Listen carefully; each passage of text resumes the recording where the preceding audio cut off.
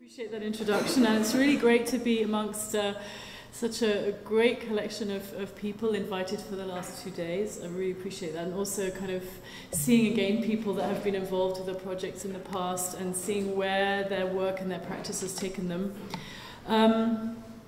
Yeah, I mean, I kind of thanks for mentioning talking cities, because that's one of the things I will show. I'm not going to show a whole kind of catalogue of realised exhibitions, because I have to. I'll just briefly say that I'll mention briefly my practice. Urban Drift, this is the kind of label under which I've worked. My background is a journalist.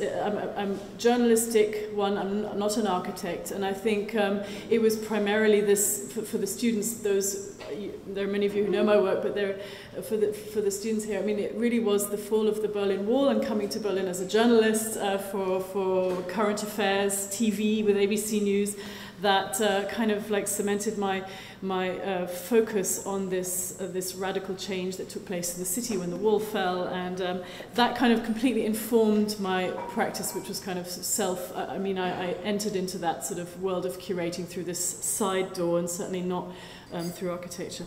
So yeah, I admit to a sort of moment now, I think a kind of crossroads perhaps, also fueled by the present situation in Berlin, a moment of sort of instability or self-doubt, which could be a good thing, and I want to sort of like weave that into questions I'm asking as I reflect and show you, you know, sort of the kind of practice, the kind of architecture, or the kind of transdisciplinary approach to space and cities that I've found interesting, and that I've tried to try to articulate this fascination through the means of exhibition making. Yeah, the context of Berlin. Still characterized by an abundance, a luxury of space, of empty space, empty real estate. I think just recently at the Rotterdam Biennial, the architectural practice Kobe has selected something like 100 empty buildings in the city, or, you know, have given it that figure because that's kind of spectacular. And it's a city that's continually kind of reforming, reshaping itself, and yet economically a city that has to sort of continue with this economy of scarcity, or Mangelwirtschaft, a kind of always being, in comparison to the rest of Germany, people who work and live there earn less, 20 to 30% less than in certain professions than the rest of Germany, and it's been the kind of site. As a result of this, this kind of luxury of space that can be taken on and occupied and transformed. It's been the site of a kind of an alternative economy, I suppose, of architecture and spatial strategies. And I found it led, and I really was observing over these years how there's a kind of an architecture of ambivalence, kind of fragile, short-term, low-tech, kind of plug-in that has sort of occupied and reconfigured the bald patches in the urban fabric. And this has gone over the years hand in hand with something that the city has capitalized on very much and has branded itself with, which is creative industries, the small-scale production units and companies that have moved there, working in the field of digital culture and media culture, and now the startup, the kind of, there's a revival of the young startup generation. And so you see how space has been, and the office space, the co-working space, there's countless examples of how temporary spaces have been used, short-term leases have been taken advantage of. And this is something that with Urban Drift we tried to sort of illustrate in one of the festivals we did some years ago, where one could see all the open workspaces of the city. And the Berlin government indeed also kind of took on this hitherto semi-legal policy of temporary use in order to cut their losses on a lot of untenable state-owned properties, and sort of found a way of managing this economy of scarcity. And And very soon you see many examples of how this policy of temporary use was taken on, co-opted by real estate developers, offering short-term contracts to small-scale firms, to the creative industries as they're termed. And this is something that continues to be a sort of the image of the city. You know, this in Germany we would say Durchlauferhitzer. This is kind of this place of rapid change, companies that maybe survive for a couple of years, a lot of project-oriented sort of enterprises, and that reflects this kind of short-term use of space. Now there's been a transition, of course, and many of you who keep coming to Berlin will see that there's been this inevitable march of gentrification, for which, of course, all of these kinds of occupations of space have been most useful in laying the groundwork for the sort of beautifying and gentrification of certain parts of the city. Rents are rising steadily, social housing stock is being sold off. There is absolutely no real concept for of social housing for low-income groups in the city. A lot of the lower income population of the city is being forced out into the margins of the city. And perhaps it was recently quite interestingly illustrated in a way, the sort of general feeling about this, by the reactions in Kreuzberg, notoriously left-wing and oppositional sort of part of the city, to the BMW Guggenheim Lab, which was a heavily corporate-sponsored sort of urban platform, one of many, because obviously Audi does this, Volkswagen does this, you know, kind of urban issues, urban discourse is cool, and it can be combined with a sort of interest in the young, hip generation who is supposed to buy the smaller cars. There was a massive protest to the setting up of this BMW Guggenheim Lab I say massive protest, it maybe wasn't so massive visually in the streets, but there was a big protest to it being set up in Kreuzberg, and subsequently this structure itself, which was to be the platform for a lot of discourse, had to move back into the sort of Café Latte area where I live, Prenzlauer Berg, the already gentrified, already neat sort of part of the city. At the same time, I would say, so it's a very kind of, there's a very interesting friction now that's becoming increasingly articulated on various platforms and various ways. At the same time, you have this kind of shift that you can see how it's informed people's practice for years. Architectural practice that a whole emerging generation of architects and planners and designers who know that with this lasting slump, I mean, there's a lot of building going on with larger developers, but they know that they're not likely to be commissioned, many of the younger architects, for projects, so they initiate their own. Then you have landscape planning initiatives like these of Atelier Le Balto, initiatives which developed, actually, funnily enough, in Paris first with the Palais de Tokyo. The Atelier Le Balto developed temporary gardens in the city, all behind institutions, behind museums, and sort of in between spaces of the city. This is the kind of also using a kind of very low budget, using existing structures, existing materials, even overgrown. The weeds and things that grow on these plots of land, and this notion of a transient location, and it really is interesting to see how practice has been influenced by this whole process of the short term, the informal, the self-generated projects, and the question for me now, though, is how is this kind of small-scale initiative also self-motivated, without a mandate often, or smaller-scale intelligent housing and buildings that are developed with the architect being his own client? How is this going to take hold? How is this going to be part of a more legitimate next phase of planning in the city? How can these kind of practices, these informal ad hoc kind of self-generated projects, how can they be taken on within the language, the language of urban planning, and by the decision makers, the urban planners in the city and beyond?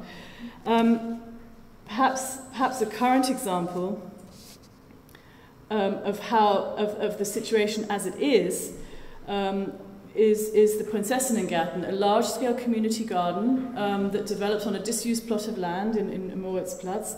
It's organized by Marco Clausen and Robert Shaw.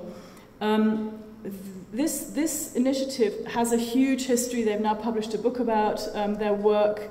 It's involved members of the community. It's grown organically. There's a whole kind of intelligent way of managing this whole process of involvement.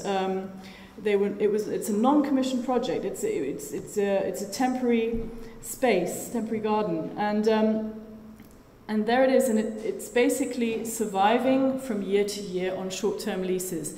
So on the one hand, you have this kind of these people who initiated this project are being invited all over the world to generate similar community projects, and have been published, etc., and have been given a lot of visibility. And on the other hand, the images of the Prinzessinnengarten are being used on the brochures for the International Building Exhibition 2020 in Berlin.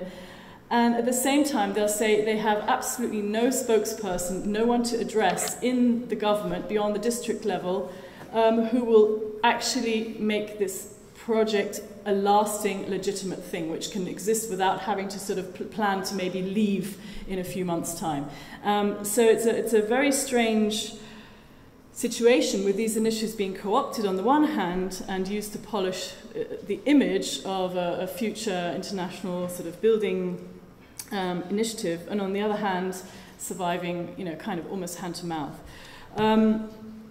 And this is the current climate where I find that it's on the one hand a huge opportunity, on the other hand we have a situation that can be very easily that can very easily take on a completely different tone. We have a situation where the IBA, the International Building Exhibition 2020, had developed with a transdisciplinary group of people a whole program of discourse starting last year about what would be the kind of headline for this whole event for the city of Berlin. And this would be an IBA following on from the last one, which was in the 80s, and they developed a kind of headline, capital city, spatial city, and immediate city. So to take on this the character of Berlin as a city with space in abundance, and this notion of immediate city strategies, which were the term they used, the Fortstadtstrategien, was the term which is used for a lot of these informal practices. And this was all sort of carefully researched, discussed in many forums.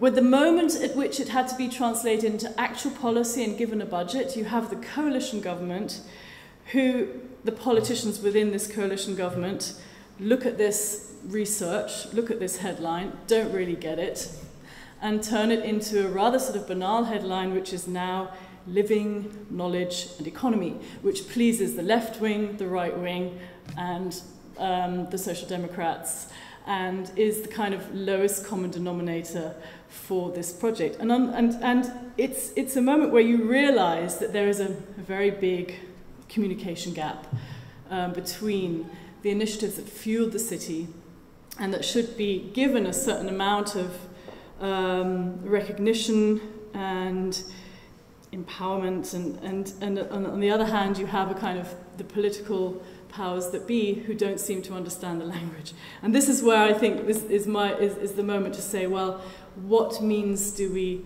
put into effect to communicate this kind of practice? So these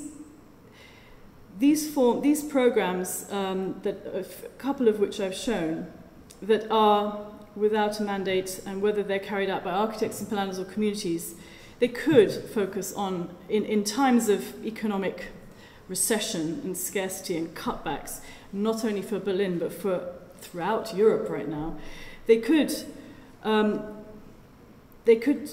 focus on a sort of form of empowerment and enabling the initiative of the citizen and localized communities. So they could be laboratories of hope, to put it as Marietta put it. They could be alternative economies. It does, and at the same time we're at this tipping point where you know, how far does one go with these in articulating these kind of ventures, or if you call small-scale social enterprises?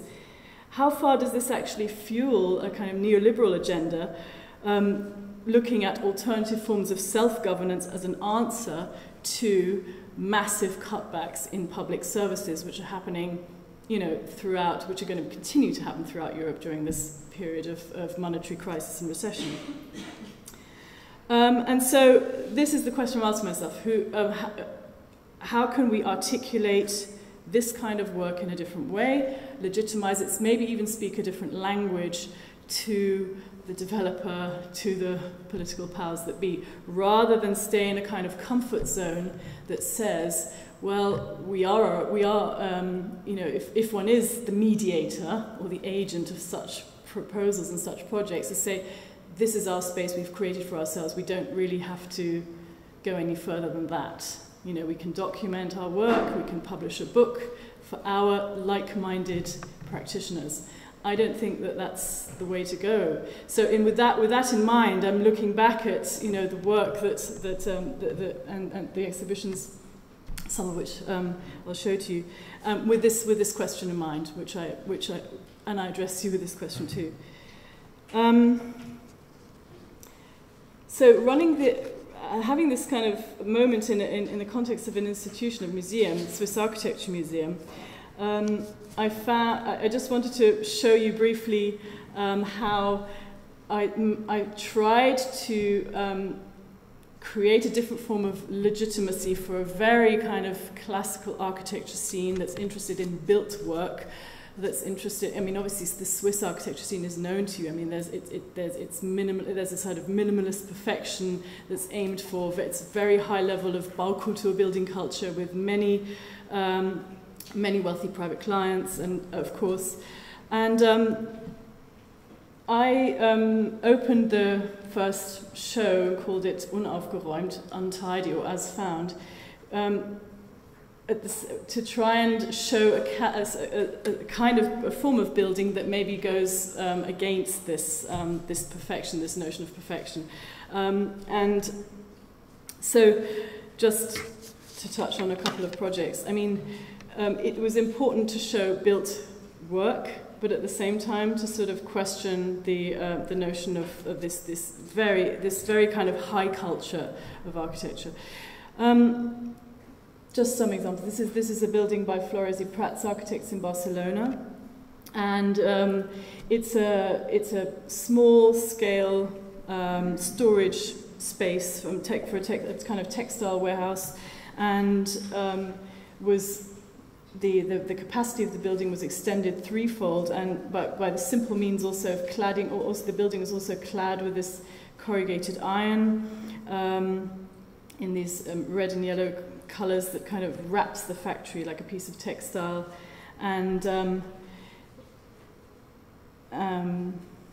it can sort of lift like a skirt. It's a simple idea and carried out with minimal means. In this show, As Found, we also looked at Swiss projects that were ingenious in kind of renovating or rejuvenating parts of the city. The EM2N used this very simple means of graphic signage, which they reworked from the official logo of the Swiss Railway at the Hartbrücke in Zurich. So they minimized, they maximized their budget by minimizing the design. And it's interesting when you're looking at sort of a relatively unassuming image like this, a sort of rough building. This is part of a Lok Remise, a former locomotive repair works that was refitted and redesigned by Sturm und Wolf Architects. We were faced in terms of making a show about this provisional aesthetic and this minimal adaptation of existing architecture, this adaptive reuse, if you like to call it that. We were faced with how do you actually articulate what took place in order to do less, in order for the architects to have actually done less than was expected of them, because there were many regulations that would have demanded insulating the building, fitting the building in a completely different way, and they had to negotiate for many months also with the future users that it's to be a cultural space in St. Gallen, and it's something that can only really be shown through conversation, through kind of them talking about the project. It's not so evident by way of the images. So this show, which was very low budget actually when we started up, something like 30 or 40,000 euros, very small budget. We just it looks fairly straightforward. I mean, we covered the wall with these collage of images and had a few models placed on packaging crates. It looks to us now maybe a fairly straightforward show, but for the Swiss context that was quite a major thing to kind of like plaster the walls and you know, roughen up the presentation of this work. But these small scale interventions and adaptations of buildings are very hard to pinpoint in terms of their ingenuity without having a kind of a level of articulation via sort of video and audio and video interviews, which is what we use.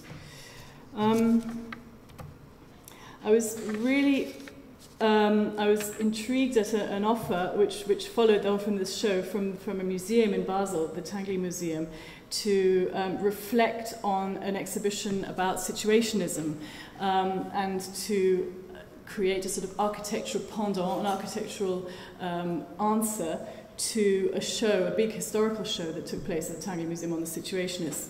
So I did respond to that. We made a show called Instant Urbanism, and that was an opportunity to visualize and present different ways of negotiating the city, of exploring the city, like with parkour, and show projects that were smart in their simplicity. Modular design for the Museumsplatz in Vienna by PPAG architects, which was, okay, this is a sort of protected space in a sense. It's not a classic public space. It's surrounded by museums and galleries, but the modular furniture that was introduced did show how it's possible to transform the way that people use a public space and linger and sleep and eat, you know, and basically hang out in a way that would not normally be tolerated, perhaps. Also featured some artist work, Lucy Orter, who's designed refuge wear, looking like a sort of play on fashion and homelessness. And I wanted to find a way of visualizing also this whole sort of this euphoria of experimental radical architecture of the 60s and 70s as part of this show. We didn't really have the funds at the time to get original prints or anything like this, so we took imagery from Archigram, Cedric Price, many others, Jona Friedman, and just sort of printed them on these semi-transparent vials, so there was a playful, sensual quality as you walked into the show, and you could see the overlap of the statements that came from this era at which that paralleled the Situationists and their declarations on city space. And this, for the design, it was just maybe inspired by one simple image, Jona Friedman's Vie Spatiale, and we just filled the space with this kind of simple structure and boxes. Again, very low budget, very straightforward, and kind of with the phrases and quotes from the Situationists. So yeah, a very sort of straightforward show, I would say. And from that point, I mean, it was also, I have to say that when we did this show at SAM, it was really important again to show that all the projects were carried out by architects. 5 minutes, okay. Okay, I'll just quickly then run through Talking Cities, this larger scale show that preceded the time at SAM. Just to sort of delineate how an idea developed and whether or not this was an effective way of consolidating a lot of the kind of small-scale practice that I had seen and gathered together over the previous years. Talking Cities was part of a show that took place in the Zeche Zollverein, which is an extraordinary site that is a kind of Bauhaus-inspired industrial architecture designed by Fritz Schupp and Martin Kremer that was extraordinary when you first explored it, because you could see this incredible infrastructure, and it had been left abandoned for some time, and had been, it was an amazing mixture of kind of a mixture of industrial ruin with these sort of moments of implanting new use and new structures within this industrial space, such as the Phantombureau's swimming pool that was inserted as a kind of art project. And for me, it immediately led to another image in mind of the Fun Palace as a kind of amazing infrastructure.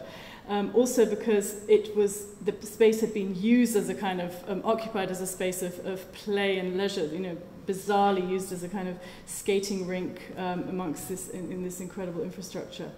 And the other thing that I found was really inspiring and that was absolutely decisive as a sort of image that led into this kind of this big group show was Cedric Price's Fun Palace. Cedric Price's Pottery's Think Belt, which is one of the very few projects that was incredibly kind of visionary in looking at how to deal with redundancy and the ruin, where he imagined all kinds of knowledge would be transported to this former potteries area in Staffordshire where he came from, and it really was clear when you see the parallels in images. And so, sorry, that doesn't bother me.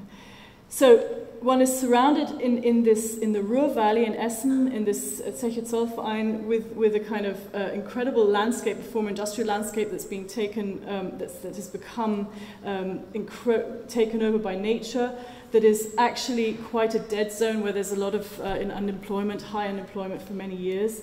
And I thought it would be a moment where you could kind of implant a notion of how individuals can actually transform their own spaces by simple means. So we just created a kind of a plug-in style of very simple structure, because we weren't allowed to touch any of the walls or drill any nails into the walls at all. This was a historically preserved interior, and created a kind of a system whereby we would have this conversational sort of strips of that would be extracts from talks and interviews that would illustrate people's work and why they did what they did. And the idea was to kind of densify the space very much as a kind of conceptual bazaar of practice. And the subtext of Talking Cities is the micropolitics of space. So micro-interventions and how these can resonate and how these can actually lead to something more and lasting. And the idea was this layering as well that you'd see in the sort of Balkan cities. And here you have a sense of the kind of overlap where I curated spaces. I basically gave different initiatives their own space, which they then would virally kind of, they would go over the sort of borders or the limits. And some of the work, just very quickly, Ultimo Grito, were designers who are sort of trying to resist this IKEA kind of dominated era of where your space is dictated to you by the furniture that is available, and to try and encourage different forms of basically recycling forms and covering them with this kind of graffiti style stickers. They created a kind of zone like this in the space. And then we had other forms of viral architecture, like interbreeding fields, who would use always the same means, these wooden structures that they would build outside and inside in the space.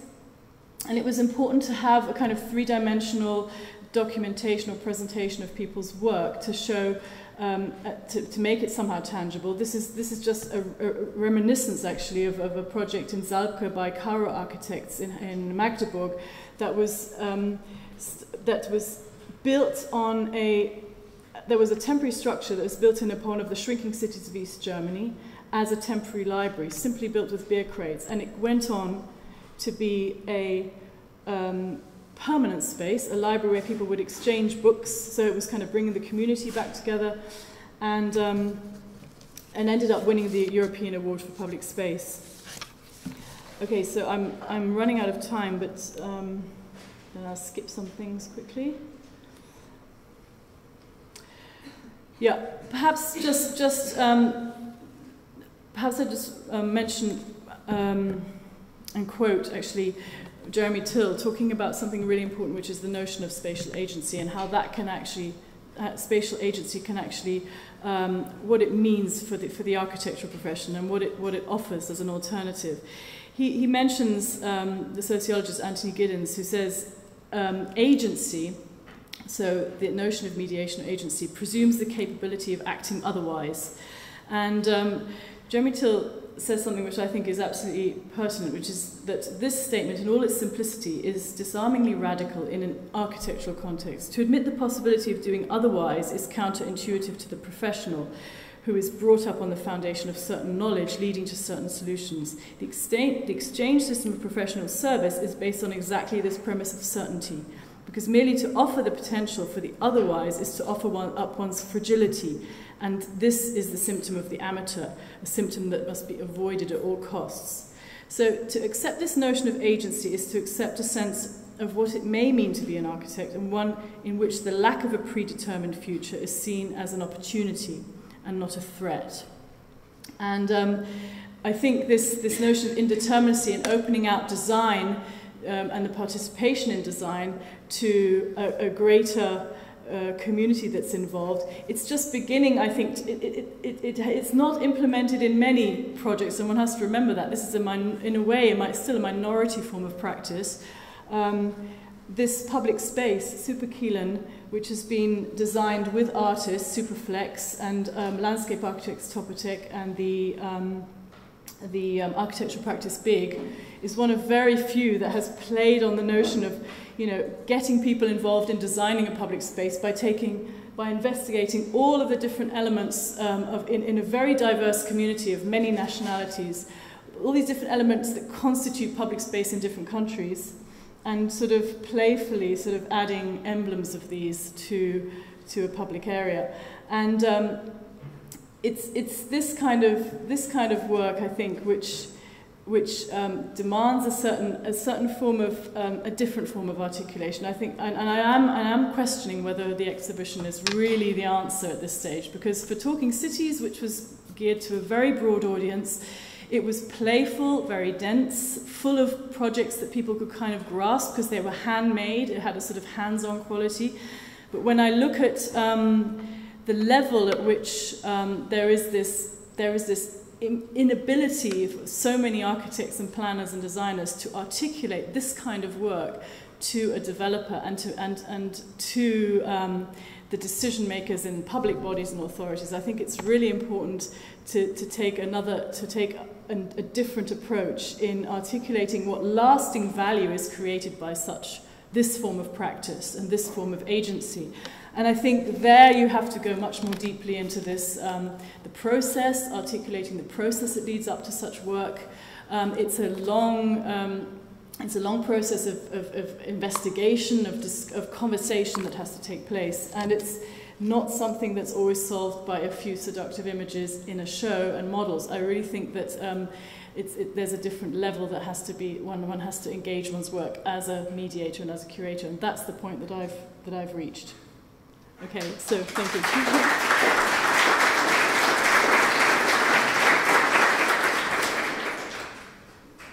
Thank you very much, Francesca. There's a lot of questions raised, maybe also for our panel later. Also a question of, we're looking at space, spatial design, architecture, but how do we actually represent it in a space again, whether it's inside or outside?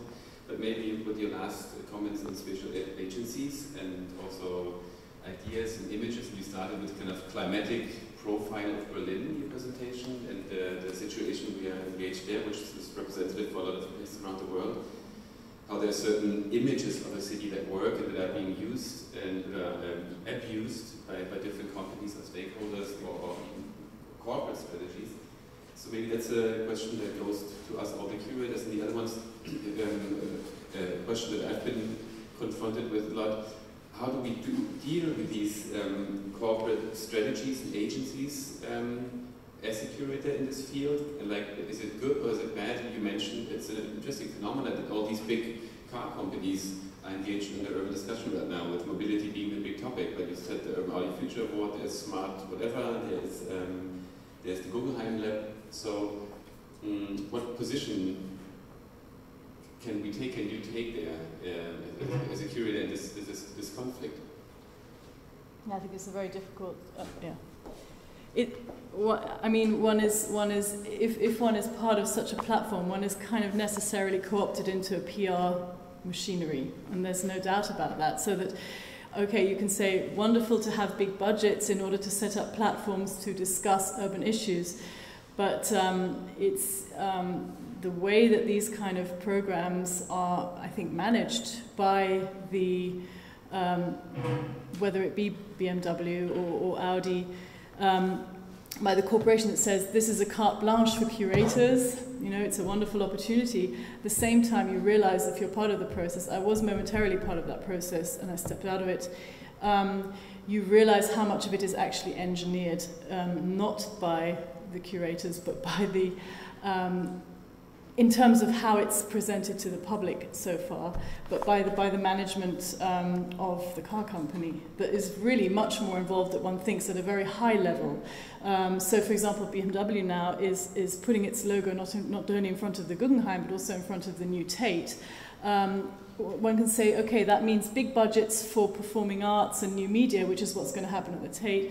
What happens with the Guggenheim, what I know is that there's really a high-level conversation that goes on between the management and the curators are left to play a little, but basically the whole thing is tightly controlled and managed in terms of what is actually said and what is, you know, in terms of the PR. So I think one has to be extremely careful about what one's entering into there.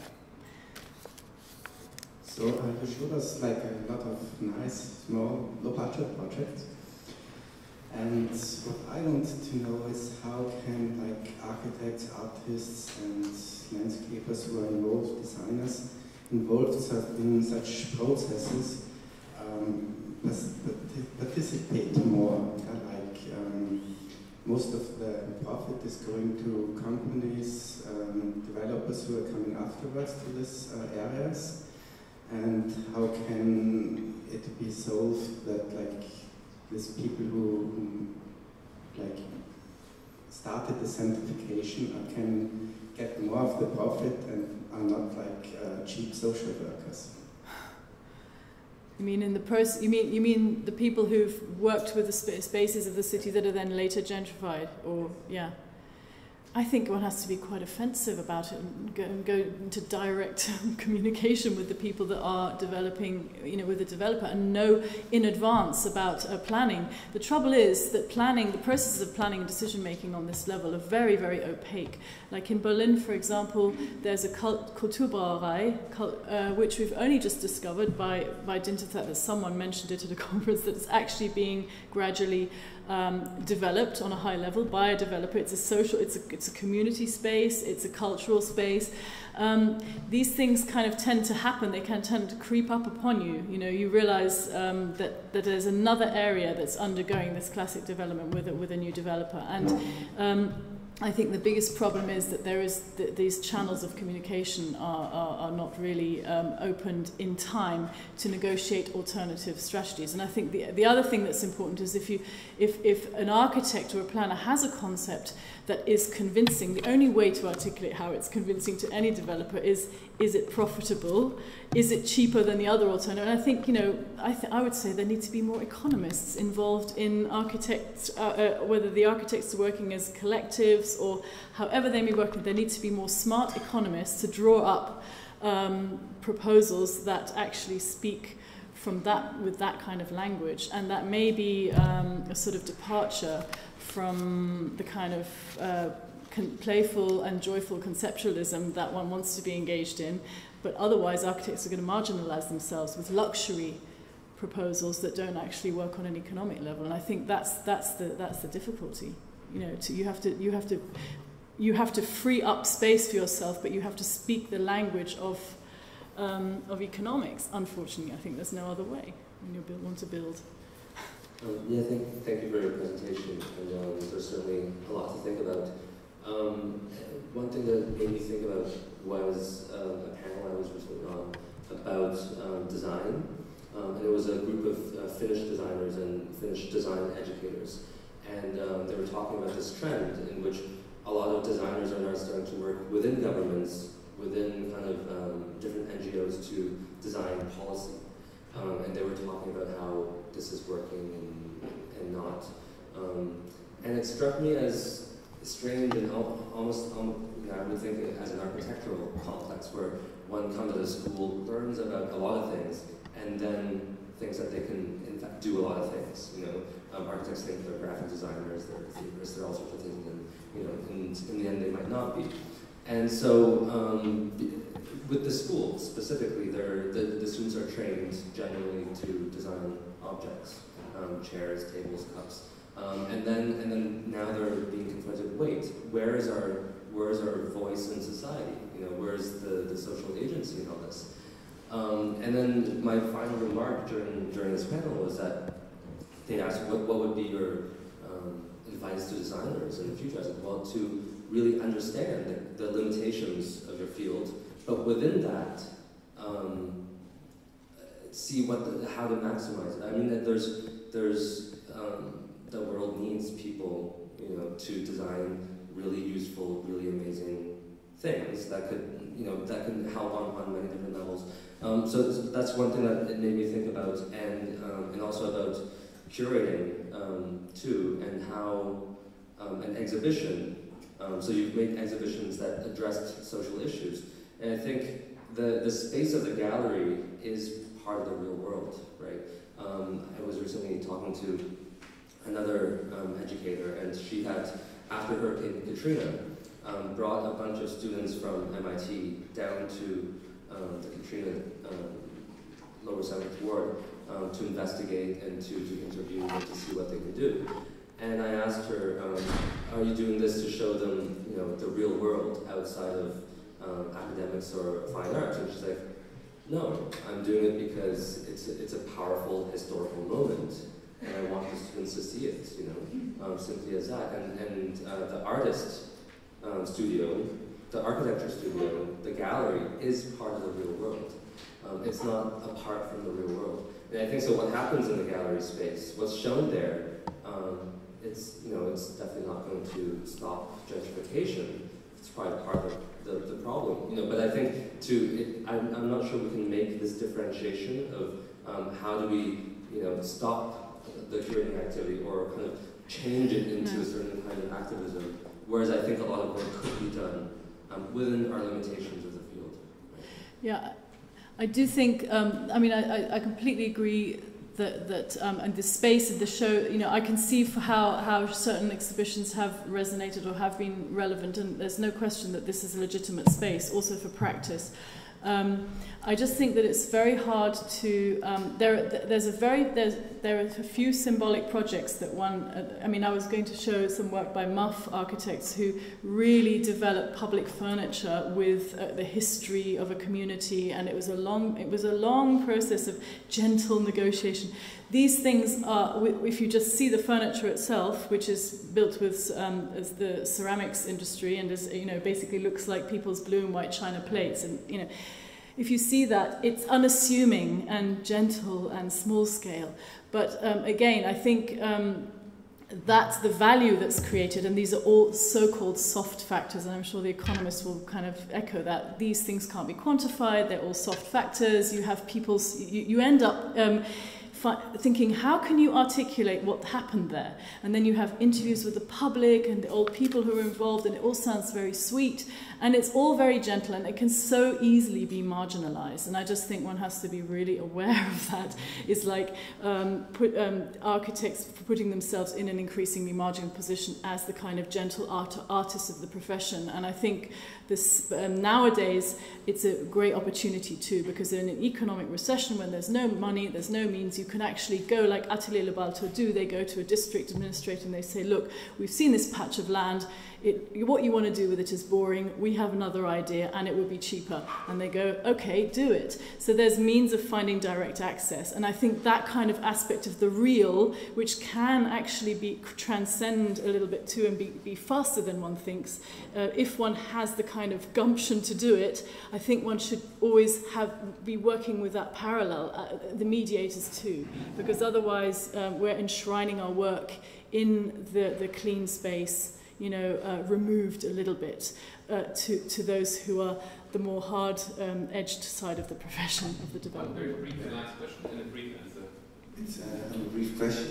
I'm wondering, in the transition of discourse now, you make a very clear profile of what is Berlin, this kind of poor city and sexy and then you go to Basel now, which is the complete opposite. And I just wonder how you were able to infiltrate the discourse, or it was not possible because it was based on a different kind of logic of prosperity. Because once it worked, no? When Aldo Rossi moved late 60s to Switzerland, he repeated that word. It was normal in Italy, but it was mind-blowing for the Swiss architecture scene, and they made something new out of it. And I'm just wondering how does this fit with this incredible opposite economy of Switzerland? Well, there was certainly a need for that kind of discourse because there is a younger generation of architects and planners, I would say, who are questioning the absolute sort of detail fetishism that goes on in Swiss-built projects. And, you know, there was certainly a discourse that you could tap into, and it was broader than maybe that architecture scene. So it was kind of, I think I had the advantage of the museum being right next to the Kunsthalle, that you had this kind of very interested cultural audience, and you suddenly drew a bigger public, and it was by way of trying to be more conversational, trying to open up the system a bit and saying this is part of an international discourse. So we even did shows about the Balkan cities, Balkanology, and that brought in people who, you know, because there's 25% migrant communities in cities in Switzerland in general, and that brought that whole community into the museum. So it was a question of saying, well, there's a little element of what I want here, or what I'm interested in, and actually increasing the potency of that with input from outside, and it seemed to work. It worked for a while, but I think that's because there's a turn in the discourse. One can't just live this luxury existence. That's being questioned by a generation of practitioners. Thank you very much.